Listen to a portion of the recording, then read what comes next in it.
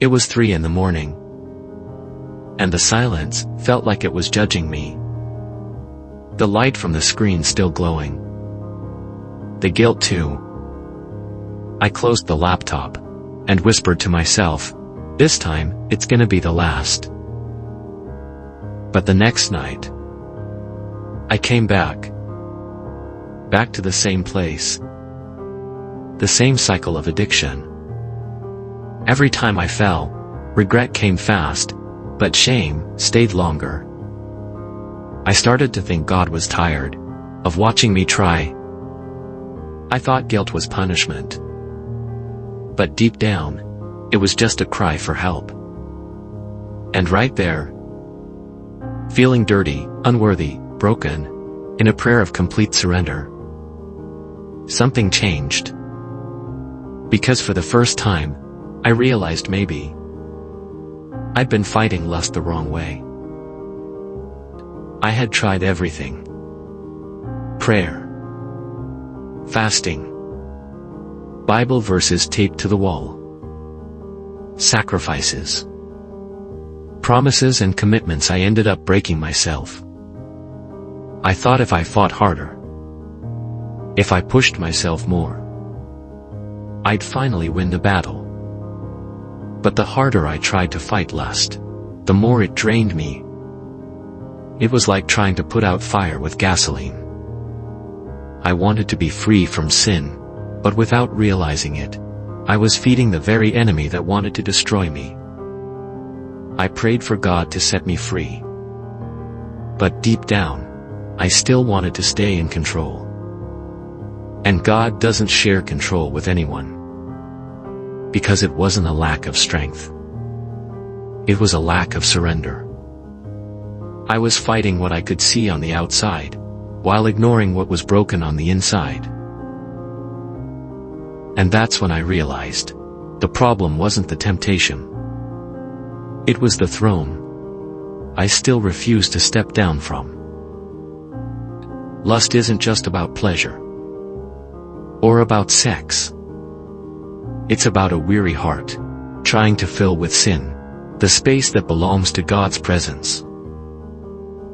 After that day, I couldn't pray the same way anymore. Not because I gave up on God, but because, for the first time, I realized He had never given up on me. In the silence of my shame, I heard something that wasn't condemnation. It was an invitation. God didn't ask me to try again. He just asked me to stop. To stop fighting in my own strength. To stop thinking purity is about control. And to start understanding that purity is about presence. That's when God showed me something that changed everything.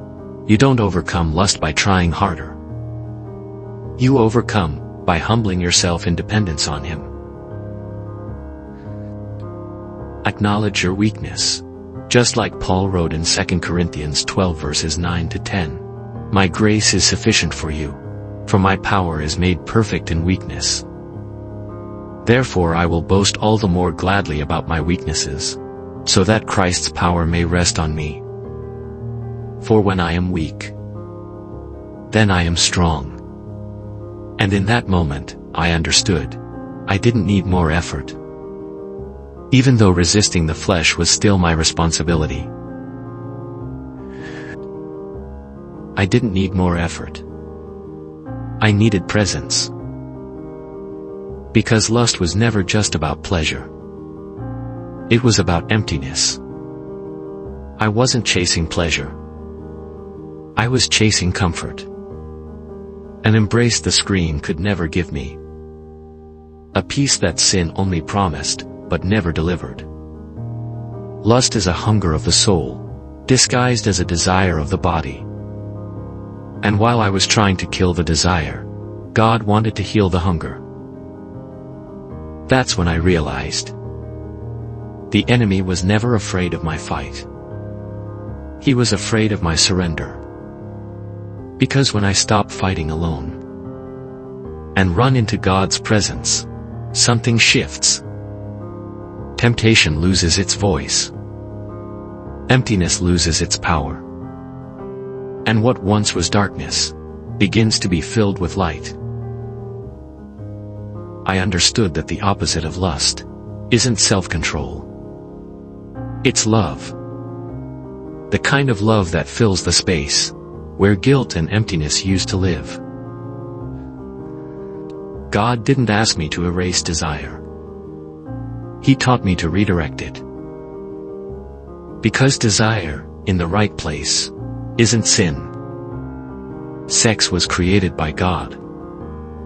It's holy, beautiful, and full of purpose. But when desire disconnects from love, it stops being a blessing and becomes a prison. That's what lust really is, when the pursuit of pleasure takes the place of purpose. It's love turned upside down.